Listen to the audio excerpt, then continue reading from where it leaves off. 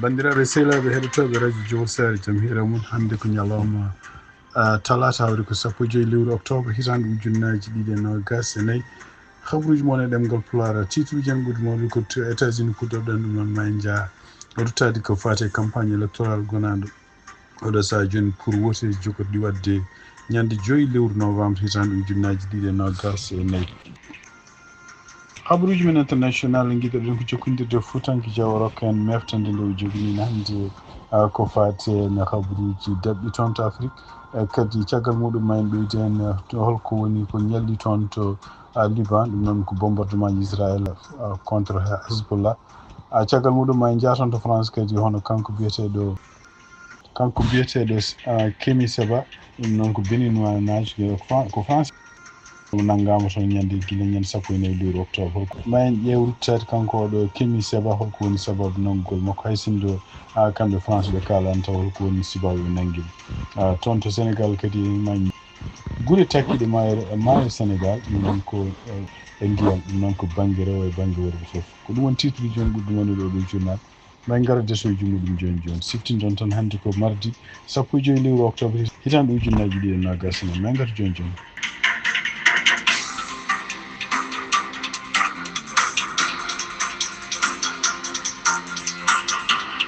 bandiraɓe sehlaɓe heɗotoɓe e radio jowsare jaam hira moon mbiɗen ni habruji men hande oɗo ñalawma mardi ha 15 lewru octobre hitande ujunnaji ɗiɗi e nogas e nayyi guiɗoɗen ko toon to États-Unis ɗum noon ko siftinton tan ko wonde ko woteji ndeɗo hitande ujunnaji ɗiɗi e nogas e nayyi mbaɗata ko ñande 5 lewru novembre ɗum noon ko en heddi tan jonte seeɗa ko jiida e ɗum ɗon kadi ko siftinde kadi wonno ko candidat ji ɗiɗi goodi oɗo saha joni kanko candidat démocrate hono Kamala Harris vice présidente mo États-Unis e kanko candidat républicain hono Donald Trump ancien président mo États-Unis donc kamɓe poɗodirta oɗo saha joni pour suɓede yo ardu leydi États-Unis donc jiida en sondage uji tan e wayno ko oɗo saha joni hano kanko Donald Trump halluji makko ɗi o waɗi entretien ji sur ɗum noon guila fax ha e média ji goɗɗi haaluji ɗi kadi ko ɗum woni ko artirte joni campagne contre makko ɗum noon surtout ko haalde hen haaluji wonde ko kanko hulani yimɓe makko pour mbadde seppoji so tawi o perdi kono huuli wonde ko no wiiri ni ko yimɓe ɓe ganduɗa añɓe makko taw ko añɓe kadi wonɓe e nder taw ko yimɓe jeeyaɓe e leydi he ɗum noon o haali hen ni hay Adam Schiff ko ene wayno ko démocrate kañum hoore mum wonno hen yimɓe ardinoɓe ñawdemo pour empêchement makko ɗum ɗo fof noon e wayno ko gueɗe kadi ganduɗa en ko hunde kadi ene yimɓe contre makko walla yimɓe waɗoɓe campagne contre makko ne kalanno toujours wiide wonde ko kanko so tawi o arti kadi ardade leydi ene wayno ko jogoɗɗo wonde dictateur e kadi ko o arata ko yoptade kala mo ganduɗa en neɗɗo mo ganduɗa meeɗino lundade mo walla neɗɗo mo ganduɗa en haali haaluji bonɗi e makko walla kadi neɗɗo mo ganduɗa ni kañum hoore mum ñaawi ñaawoji taw ko rewni ko lawol contre makko donc ɗum woni ko haalte oɗo saha joni donc jiida e ɗum ɗon e wonande wonɓe États-Unis ene wayno ko won leyɗele oɗo saha joni ko puɗɗiɗe déjà votgol ko mbiyata keñoragol ɗum noon Ohio ene jeeya hen e leyɗele kewɗe kadi ɓuuri hen hewde kadi so ɗum mbawɗon wonde foof ƴeewe so tawi godgol ngol no wooti jehon goton gila ñalawma 2 novembre arani par ce que hawnaki ko huula hawnaki ne wawi waɗa fitinaji e ñalawma woteɗo sibu e tugnade CNN ko haali won yimɓe nangaɓe yentere ɓennude nde taw ko yimɓe ko jogornoɓe wadde complot pour wadde bonandeji ñande woteji ɗum noon ko warde yimɓe non seulement liggotoɓe woteji ɓe mais kadi ko yimɓe arɓe woddini kañum hoore mum taw kañumen koye mumen ene mbarto hen ɗum noon ko sababu nde hulde ɗum ɗo foof kala to goto mon woni ne jogui hattan wawde wotoyde tawde kay leydi muɗum walla état muɗum woni o ene waɗi woteji law tawde kadi kañum ko binditiɗo yo ya wotoya guila ko waɗi 5 lewru novembre habaruji men international jokkodirɗen d' abord ko Fuutanke Diaw o rokka en meftande habaruji ɗi o jogani hannde ɗum noon Fuutanke bisimilla bandiraɓe hettiyankoɓe radio jowol sare on calminama hande ko 15 lewru octobre hitan ujunaji ɗiɗi e nogas nayyi jonde men kabaruji dabɓi en taccani maayo en diwtani keeri ko ɗo e leydi Mauritanie kaɗaten wali mo diwan tararza hono Mohammed Wul Ahmed Mawlud wadi jillu mum hanki to commune mo Rosso tekan e ligsey bade ngam holksade gonka din nokkuji caggal ɓeydugol dijje mayo Sénégal woni ko fayni e oɗo saha o tawi noon wuro tekan go e gure El Qura e ligsey bade ko fayre mawde woni toon saabu kay dijje tarat ɗe ɗon gure. maire commune ayna Farba to diwan hodde El Garbi o holliti to on commune hewɓe mbasa pital mumen e oɗo saha taw saabi ɗum ko rafi jontinoje mbiyen paludisme nokku safrude commune o e wiide makko kanko maire o leɗɗe cafroteɗe woni médicament ji ene ngakki toon ɗum ina woni gooƴa mabɓe no feewi o huccini erango fewde jagoro kalfinaɗo cellal e leydi Mauritanie nde watta toon hakkille e nder oɗon commune ayna Farba to diwan hodde El Garbi. to wuro Nouadhibou lamorgo faggudu leydi Mauritanie golle juɓɓina toon ñalawma hanki hirjino ko fate rafi wuuro endi mbiyen cancer du sein ko rafi tampinde rewɓe hannde e nder aduna o yuɓɓini ɗum ko fedde nde wona laamu yankore e slogan mabɓe ko erade kala debbo nde yahata e nokku safrirde ɓurɗo ɓaɗat ɗum waɗoya holki so woni dépistage cokko maire commune mo Nouadhibou hono madame Manna Minte Cheka o jarni nde ɗon fedde o holliti kadi weltare makko e ɗeɗo golle baɗɗe fayida. to diwan guiɗi makko guure kewɗe ko jooliɗe sababu dijje ilam e toɓoji ko wayno Gabou Diaguili Gouray e ko nandi hen galleji kewɗi goni koye ndiyam ɓesguji kewɗi e guikodere mumen eɓe ñaagui ballal e faabu saabu eɓe lori e oɗo saaha.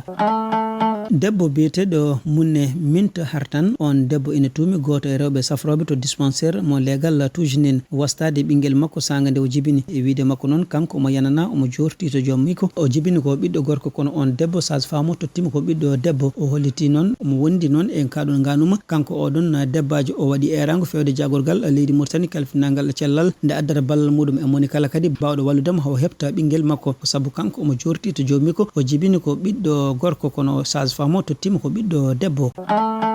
jofniren coftal ɓalli fuku koyɗe leydi Égypte heeɓi polgo e dow leydi Mauritanie ɗum ko kikiɗe hannde wonno gotel e ndiga ardi tumbu ndu woni puulo o ko leydi Égypte jogui ko toɓɓe 12 rewi hen ko leydi Botswana jogui ko toɓɓe 6 refti hen tataɓijo ko leydi Cap Vert jogui ko toɓɓe 3 leydi Mauritanie kañum sakkiti e nduɗo tumbuɗo jogui ko toɓɓe 3 eɗen ñaagui jaam yo joom jaam waɗan en jaam gonen e jaam musidɗo moon Foutangue Diaw radio Diawol Sare.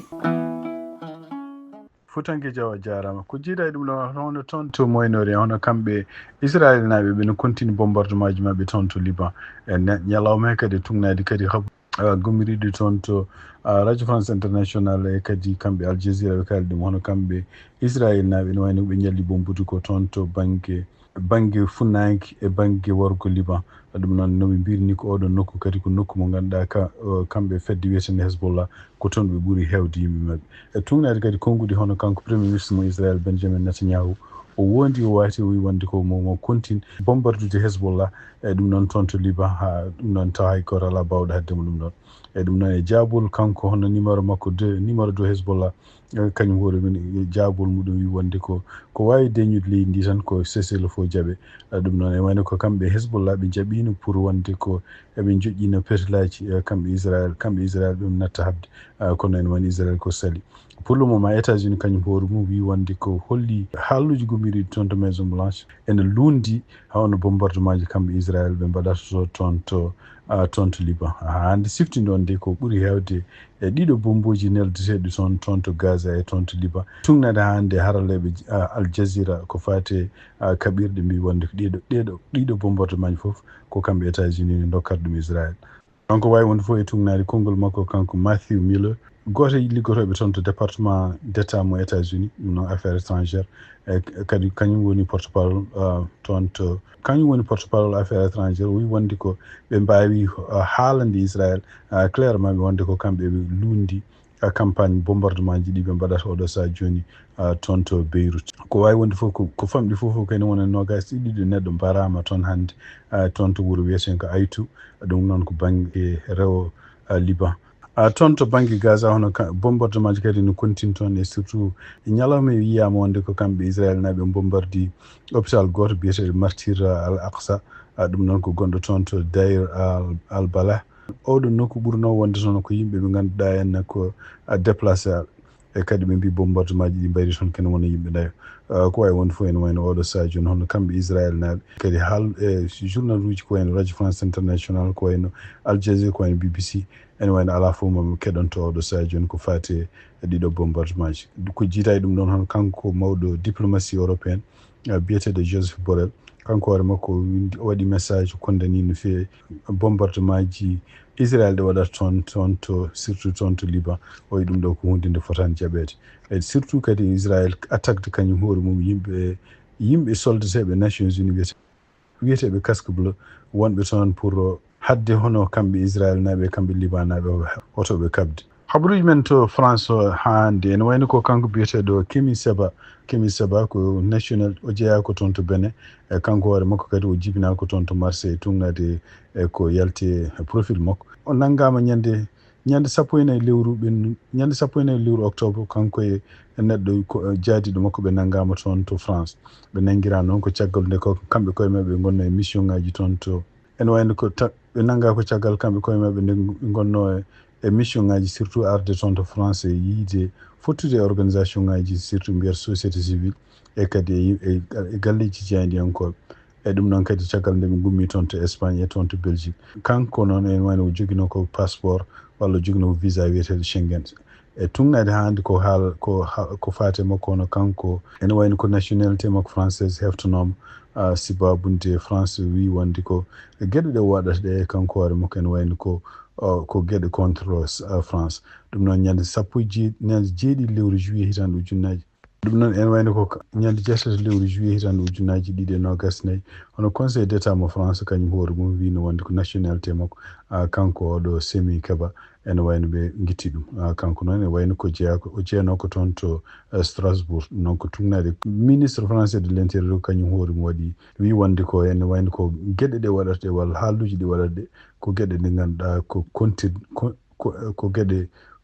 kollude wonde ko kanko hoore makko ko lundiɗo France walla ko o yiɗa France e ɗum noon ko wawi wonde fof ene wayno ko kanko Kemi Seba oɗon saha o wi wonde koye sibabunde France heɓtudemo